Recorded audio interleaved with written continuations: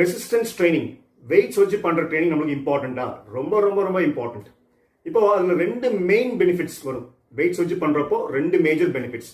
ஒன்று வந்து நம்மளுக்கு தேவைப்பட்டா நம்ம வந்து மசில் சைஸை இன்க்ரீஸ் பண்ணலாம். எவ்வளவு அதுக்கு வந்து லிமிட்டே இல்லை, நம்மளுக்கு தெரியும். அது பாடி பில்டிங் நம்மளுக்கு வந்து அந்த லெவலுக்கு போக தேவையில்லை. நம்மளுக்கு வந்து ஓரளவுக்கு நம்ம நம்ம பாடி மூவ் பண்றதுக்கு நம்ம ஹெல்த்தியா இருக்கிறதுக்கு தேவையான அந்த muscle size, men and women ரெண்டு பேத்துக்குமே மசில்ஸ் வேணும்ல. ஸோ அந்த அளவுக்கு அதை வந்து மசில் சைஸை இன்க்ரீஸ் பண்றதுக்கு ஸ்ட்ரென்த் ட்ரைனிங் கண்டிப்பா பண்ணி தான் ஆகணும்.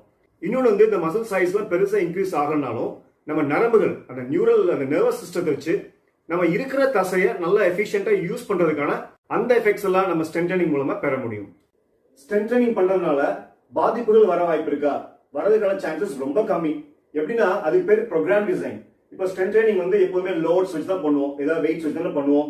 நம்ம எந்த அளவு வெயிட்ஸ் வச்சு ட்ரைனிங் பண்ணணும், அந்த வெயிட்ஸை எத்தனை முறை லிஃப்ட் பண்ணணும், அந்த ஒவ்வொரு செட்ஸ் சொல்லுவாங்க, ஒவ்வொரு ரவுண்டுக்கு நடுவில் எவ்வளவு ரெஸ்ட் எடுக்கணும், எத்தனை ரவுண்ட்ஸ் பண்ணணும், இதெல்லாம் ப்ராப்பரா பிளான் பண்ணியிருந்தா அது வந்து ப்ராப்பரான டெஸ்டிங் மூலமா பிளான் பண்ண முடியும். அது அந்த மாதிரி பண்ணும்போது நம்மளுக்கு ரிஸ்க் வந்து ரொம்பவே கம்மி தான்.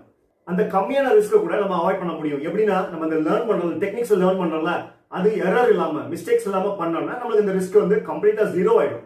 உதாரணத்துக்கு நம்ம வெயிட்ஸ் வச்சு ஃபார்வர்ட் பெண்டிங் பண்றோம்னா நம்ம ஹாம்ஸ்ட்ரிங்ஸ், நம்ம பட்டக் மசில், நம்ம லோ பேக், கோர் எல்லாமே ஸ்ட்ராங் ஆகும். ஆனா வந்து ரவுண்டட் பேக் வச்சு பண்ணும்போது நமக்கு இன்ஜுரி வர வாய்ப்பு இருக்கு. ஸோ இது ஒரு உதாரணம் தான். இது மாதிரி நிறைய அந்த ஸ்ட்ரென்த் ட்ரைனிங்ல பிழைகள் இல்லாம எப்படி பண்றதுன்னு நம்ம கத்துக்கிட்டோம் எக்ஸ்பர்ட்ஸோட கைடன்ஸ்ல. அப்படின்னா ஸ்ட்ரென்த் ட்ரைனிங் மூலமா வரக்கூடிய அந்த ரிஸ்க் எல்லாத்தையுமே முற்றிலுமா கம்ப்ளீட்டா நம்ம வந்து அவாய்ட் பண்ண முடியும். நம்ம பொதுவாக உட்கொள்ற மருந்துகள்லாம் மில்லிகிராம் அளவுல இருக்கு. ஆனா நம்மளுக்கு மருத்துவ பண்புகள் நிறைந்த இந்த இணைகள்லாம் பாத்தீங்கன்னா இந்த ஸ்ட்ரென்த் ட்ரைனிங் பண்றதுக்கான உபகரணங்கள்லாம் கிலோகிராம்ஸ்ல இருக்குது.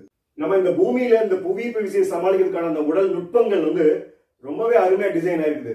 நம்ம அந்த நுட்பங்கள், அந்த உடல்ல இருக்கிற நுட்பங்களை மெயின்டைன் பண்றதுக்கு ஸ்ட்ரென்த் ட்ரைனிங்கை விட்டா ஒரு வழியே இல்லை.